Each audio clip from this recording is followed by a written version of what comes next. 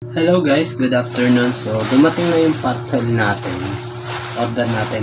Tatandaan nyo guys, yung umorder tayo ng butane, yung portable na lutuan. So, umorder guys ako ng gas.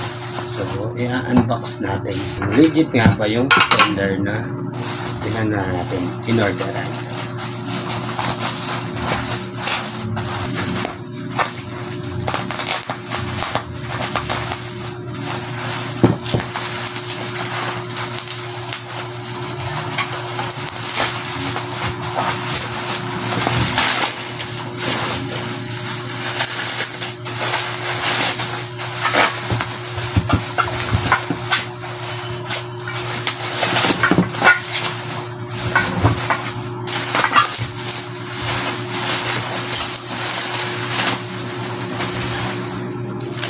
Apat siya guys na butane.